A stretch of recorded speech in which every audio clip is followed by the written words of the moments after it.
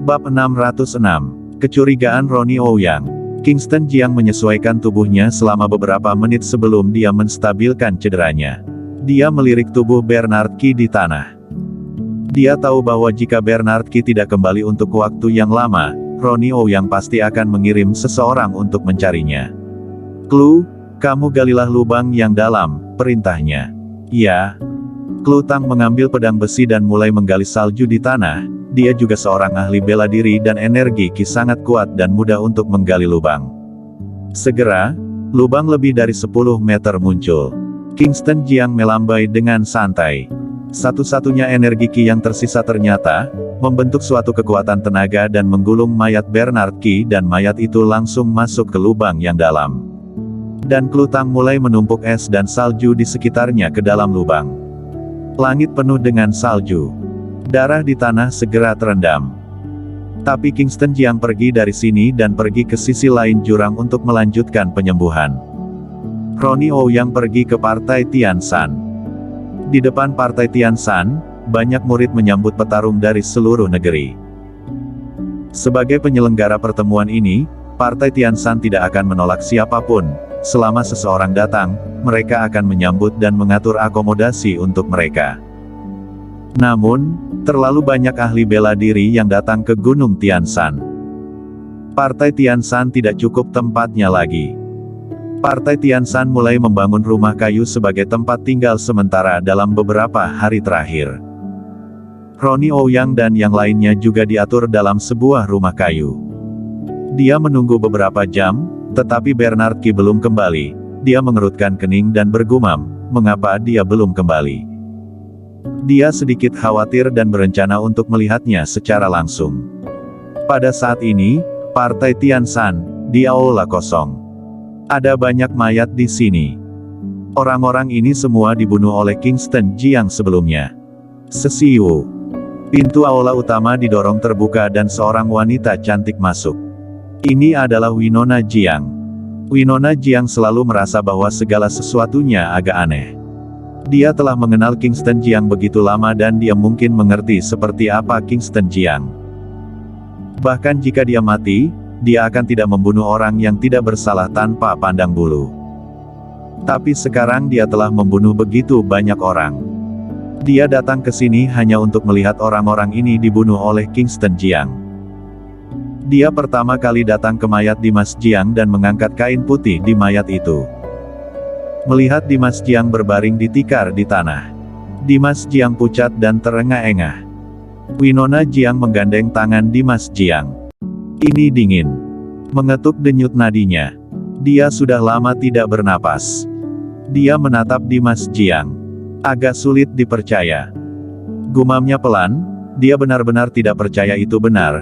Dia tidak percaya bahwa Kingston Jiang benar-benar membunuh Dimas Jiang. Namun, tubuh Dimas Jiang tepat di depannya.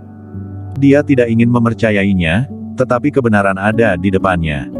Apa yang dia lihat itu benar. Mayat di depannya juga tidak palsu. Dia berbalik untuk memeriksa situasi yang lain. Tapi hasil yang didapat sama semua, mereka semua kehilangan napas kehidupan dan tanpa detak jantung. Mereka sudah lama mati, bahkan beberapa orang telah membeku di tubuh mereka. Aneh.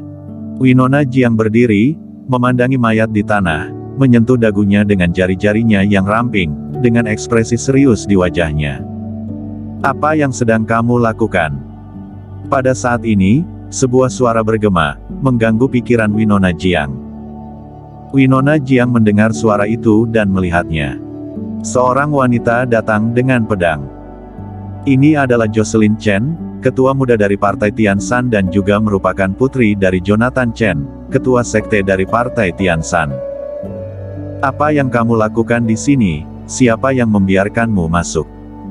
Jocelyn Chen berjalan dan menatap penjaga Winona Jiang. Winona Jiang meliriknya dan berkata dengan lemah, "Kenapa tidak bisa? Orang meninggal adalah yang terhormat, kamu seperti ini." "Oke, aku tahu. Aku akan pergi sekarang." Winona Jiang tidak repot-repot terlibat dengan Jocelyn Chen, berbalik dan pergi. Jocelyn Chen melihat banyak mayat di tanah, lalu berbalik dan pergi.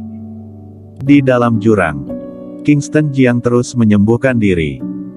Namun, dia terluka parah dan dalam waktu singkat, dia tidak bisa sembuh. Namun, setelah beberapa jam mengatur napas, dia telah menstabilkan cederanya dan sekarang selama dia tidak menggerakkan energi ki sembarangan, hidupnya tidak dalam bahaya. Selama periode ini, Klu Tang terus menjaganya. Klu Tang tahu bahwa Kingston Jiang terluka sangat parah, dia merasa sangat bersalah dan tidak banyak bicara. Kak Jiang. Sebuah suara datang. Kingston Jiang membuka matanya. Dia hanya melihat seorang lelaki tua muncul di depannya. Kenapa kamu di sini? Kingston Jiang memandang Ronnie Ouyang yang muncul di depannya dan berkata ringan. Ronnie Ouyang tersenyum dan berkata, aku takut kamu dalam bahaya, jadi aku turun untuk melihatnya. Dia melihat sekeliling. Tetapi aku tidak menemukan Bernard Qi dan dia tidak bisa tidak bertanya. Ngomong-ngomong, aku meminta Bernard Qi untuk mencarimu sebelumnya, tetapi beberapa jam sudah berlalu, tetapi aku tidak menemukannya dan tidak melihatnya kembali. Apakah dirimu melihatnya? Turun dan mencariku.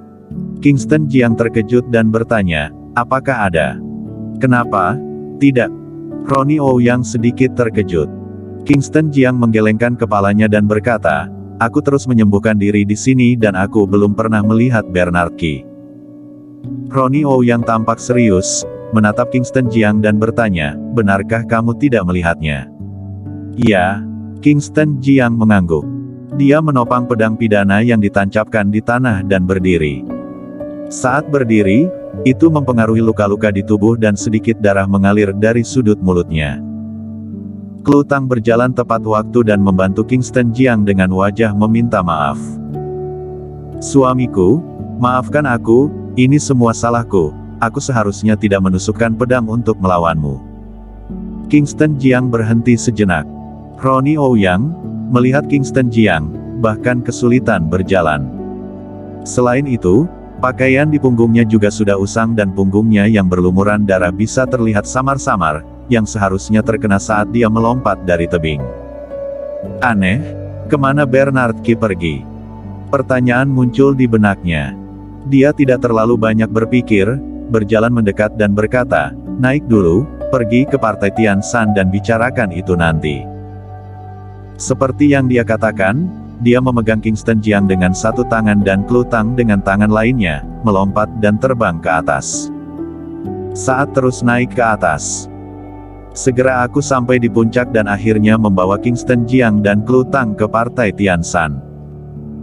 Kingston Jiang baru dikenali ketika dia tiba di Partai Tian Shan, saat ini banyak murid Gunung Tian Shan yang menghunuskan pedang. Kingston Jiang, kamu keji, aku akan membunuhmu untuk membalaskan dendam ketua sekte. Kingston Jiang muncul. Entah siapa yang berteriak. Suara itu menyebar dan menyebar ke seluruh Partai Tian Shan. Segera, banyak orang muncul. Ratusan orang muncul di luar gerbang Gunung Tian Shan, menghalangi jalan Kingston Jiang. Ronnie Ouyang melirik semua orang dan berkata dengan ringan, mengapa, pertemuan Gunung Tian Shan belum dimulai, apakah kalian sudah mau menyerang?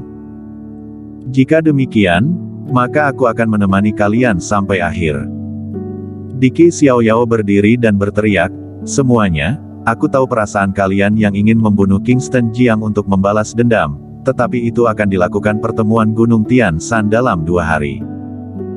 Kita juga tidak terburu-buru, tunggu pertemuan Gunung Tian Shan, di arena, secara terbuka bunuh Kingston Jiang dan balaskan dendam ketua sekte. Senior lain dengan beberapa keagungan dalam seni bela diri kuno berdiri dan berkata, ya, semuanya, jangan terburu-buru selama 2 hari ini. Kingston Jiang, kamu tidak boleh mati. Kingston Jiang, pertemuan Gunung Tian Shan dimulai, yang pertama akan menilaimu. Semua orang berbicara dengan kejam. Dan Ronnie Ouyang membawa Kingston Jiang ke dalam Partai Tian Shan dan pergi ke kediamannya dan mengatur agar Launa dan Laura untuk mengurus Kingston Jiang. Dia meninggalkan ruangan, mencari para Sio dan memerintahkan, Bernard Qi hilang. Pergi dan lihat di bawah tebing. Perhatikan baik-baik. Jangan lewatkan sudut manapun. Bersambung.